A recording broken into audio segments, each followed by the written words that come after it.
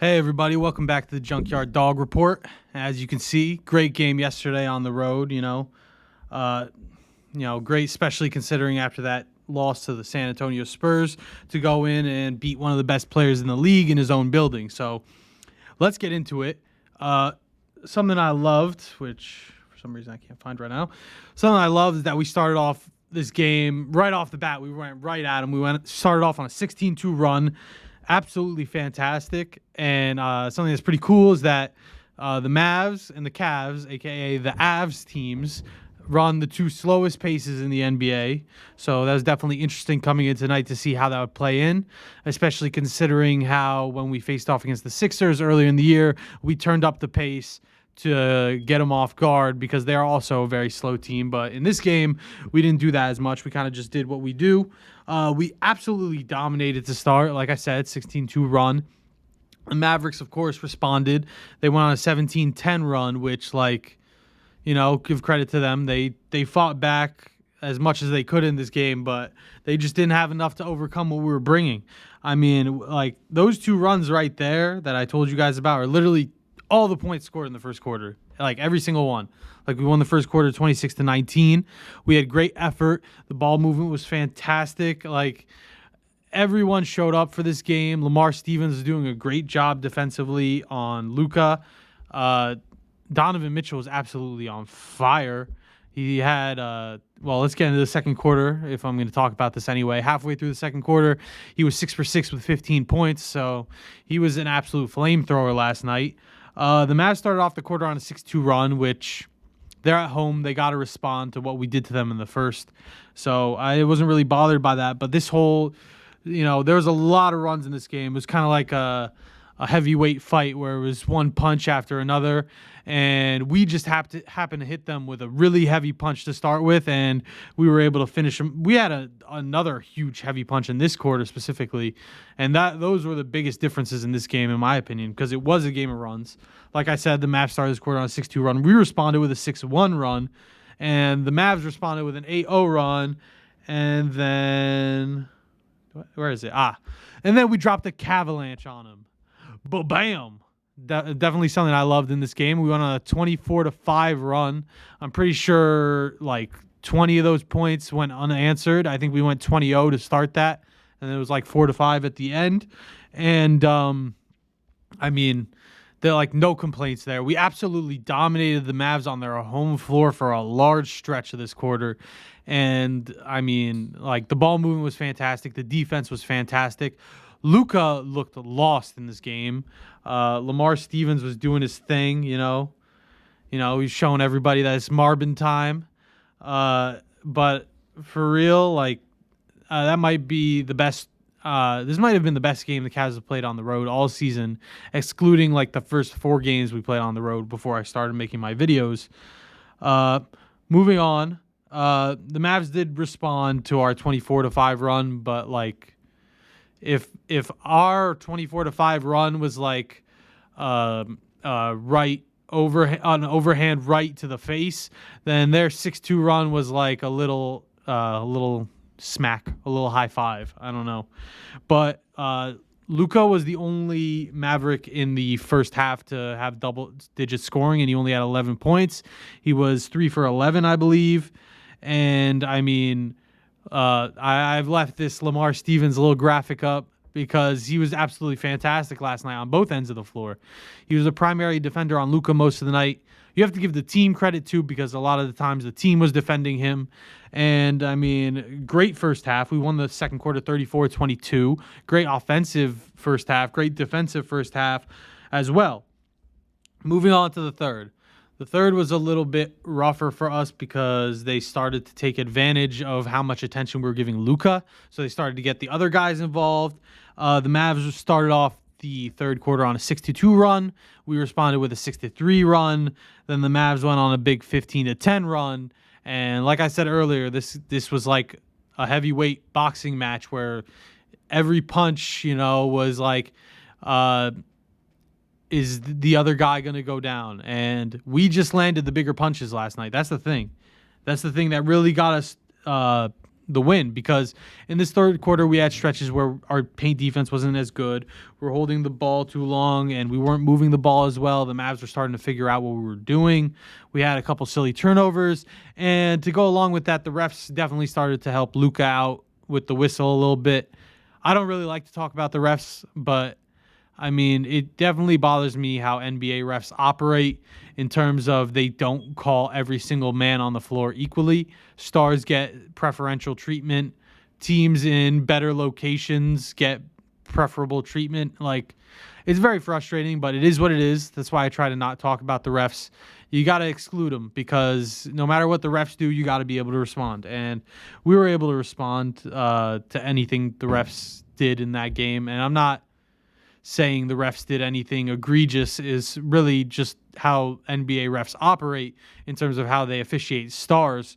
It's just frustrating. And the Mavs really went at Donovan Mitchell in this quarter. I'm not talking about when we were on defense. I'm talking about when we were on offense. They went out of their way to keep the ball out of his hands, and rightfully so. Donovan Mitchell in the first half, I think I forgot to say this, had his most first half points as a Cavalier. He had 27. He's absolutely on fire, unstoppable. He was a huge spark to our offense, and he only had 2 shots in the third quarter because the Mavs went out of their way to take him out of the game. And, I mean, it worked for them in the third quarter. They won the third quarter 27-23. It was the only quarter we lost in this game. But, I mean, they had the biggest punch in that quarter when they went on their 15-10 run to end the quarter. And, I mean, we did punch back. That's why it was 15-10. Like, it was a little more lopsided at first, but I thought I might as well just continue keeping track of this run until the quarter is over. So I did that. And moving on to the fourth, we had a little bit of trouble at the beginning of the fourth, closing out defensive possessions. And we had some defensive lapses in the paint. But like I said before, a lot of that is because the Mavs were starting to realize how we were affording so much attention to Luka. So, I mean, guys are going to get free when you have like 2 or 3 guys closing on Luka every time he tries to drive in. So that's mostly what was happening. There were definitely a couple defensive lapses. It wasn't just because of Luka, but I mean, overall, we closed this game well, right? We went on an 11-2 run up until garbage time. And, I mean, it was, other than that run, it was a very back and forth quarter overall. I mean, we finished this game well. This is probably one of the best games we finished on the road. Maybe I'd put that game against the Celtics earlier in the year over it, especially because we went to overtime and we finished that strong. But I wasn't making my videos then, so I don't have as great of a recollection as I do for, you know, the games where I do make videos, because, you know, I have my notes. I have to make the video. I take post-game quotes, stuff like that. So for the time that I've been making videos, this has definitely been the best game we finished on the road. And so we finished the fourth. We won the fourth 22-20. Which is great to win the quarter on the road. We had 6 guys in double figures. Donovan Mitchell had... Wait, I want to pop these guys up for a little bit. Donovan Mitchell had 34. Lamar Stevens had 18. Jared Allen and Evan Mobley both had 14. And Karis LeVert, who I have nothing for, unfortunately, yet, had 11. So that was definitely great, having 6 guys. I didn't shout out DG. DG had 12. So we had 6 guys in double figures, and that's always great, especially considering the type of team we are. So moving on, let's get into the quotes. I added a couple new graphics, so I'm having a little bit of trouble finding them every once in a while, but let's just get into it. What JB had to say about the game overall, he said, "What we do when we do it right travels. Defense goes everywhere. You know, whether you're missing or making shots, your defense goes with you." And I mean, I feel like this is the first time, at least since I started making my videos, where we went on the road and we packed our lunch box and we got our hard hat and we just went to work on both ends of the floor. I mean, we went on a huge run to start the game. We dropped a Cavalanche on them in the second. You could even say we dropped a Cavalanche on them in the first. The 16-2 run is pretty huge, but you know, you gotta delegate that to the bigger run, of course. But definitely great to see how we were playing on the road. Shout out to Lamar Stevens, who was definitely huge. I'm just going to leave him up here. Junkyard Dog, he deserves it. Moving on, might as well stay with Lamar Stevens. What JB had to say about him was they typically want to help off of Lamar. So for him to go out and get 18, the next time they're going to second guess whether he's the guy that you can help off of. And now that just opens the floor for everybody else. And I mean, think about it. If you're the coach of the Pacers who were playing on Sunday, and you see the highlights of this game, are you not gonna, watch what Lamar Stevens is doing more carefully? Maybe they'll help off early, but if he hits one shot all of a sudden, that's going to open the floor up for everyone else. So that's huge. What JB had to say about Donovan Mitchell, he said, he's a really good player every night, but when the moment is called upon, he goes to another level. And he's absolutely right. Donovan Mitchell is definitely a guy who elevates his game when the games matter more, when the stage is its brightest, whether it's going against some of the best players in the league, and like Luka and LeBron, or if it's the playoffs. Like Donovan Mitchell is a guy for his career who averages 23 to 24, but in the playoffs he averages 28 to 29. And there aren't many guys that do that, who can have their points per game jump like that. He just is able to elevate his game when the moment calls for it. And with the way we played against the San Antonio Spurs, it definitely called for it. So moving on to Donovan Mitchell, what he had to say about the great start in the game, the 16-2 run I was talking about. He said, just as a leader, sometimes you got to come out there and do it yourself, And I didn't do it alone, but kind of setting that tone from the jump. And I think Donovan Mitchell and Darius Garland as well set the tone very early, right? Donovan Mitchell started 3 for 3 at the very beginning of the game, and Darius Garland was 2 for 2 before he went to the bench. So those guys definitely set the tone in a big way early. And I mean, the whole team did, to be honest. Like Donovan Mitchell, I feel like definitely helped spark that run, because when you see a guy who, he's the oldest on the team, he's reached the highest heights in the NBA on the team. When you see that guy fighting that hard for this win, putting all the energy and effort he was putting in, like when he was switched on to Luka, he was playing very hard defense on him, as hard as he could, especially considering the size difference. And so I think he definitely helped spark how this game started for us, because when you see a guy like Donovan Mitchell doing all those small things, who are you as another player on that team to not step up and do those same things? Moving on, Donovan was asked if he was just trying to get revenge for the Jazz, because as most of you probably know, the Jazz and the Mavs met up in the playoffs last year, and the Mavericks eliminated Donovan Mitchell's Jazz, and that's what got him sent to Cleveland. So what he had to say about that was, I think more of it was just setting the tone after the San Antonio loss than coming in here worried about last year. And he went on to say something on the lines of he's thankful for that, because it's what sent him here to us, to Cleveland. So I think he was just coming out here with the mindset of, we need to get right. We need to not only do better on the road, but prove to ourselves that we can do better on the road. And maybe there's a little bit of lingering stuff from being eliminated in the playoffs by them last year. I mean, you can't just forget about something like that. But I think most of it was his focus on this team and now, rather than on the Jazz. Moving on, what Donovan Mitchell had to say about Lamar Stevens. To be able to guard Luka and then come in and still have the energy to be able to talk and, only have, was it 2 fouls? That's tough to do, and, credit to him. And like I was saying earlier, NBA refs love to blow the whistle for stars and superstars and mega superstars like Luka is. They're going to blow the whistle for them, especially on a night where he's having a tough time shooting. Luka was 9 for 23 in this game. Lamar Stevens was playing great on-ball defense. And like I said earlier, give credit to the team, because the team had his back anytime he needed it. But, I mean, to only have 2 fouls, that alone is impressive considering the way NBA refs call things for superstars. So, moving on, what Evan Mobley had to say about the overall game. He said, I feel like we already knew this the whole entire season. We just had to come out and do it. And, I mean, I don't think he's wrong. If you look at every post-game interview, specifically from the ones on the road and specifically the road losses, I feel like every guy says around the same thing, like, oh, we just didn't come out with the energy tonight. Oh, we just didn't do this thing. Oh, we just didn't do that. Oh, if we just did this.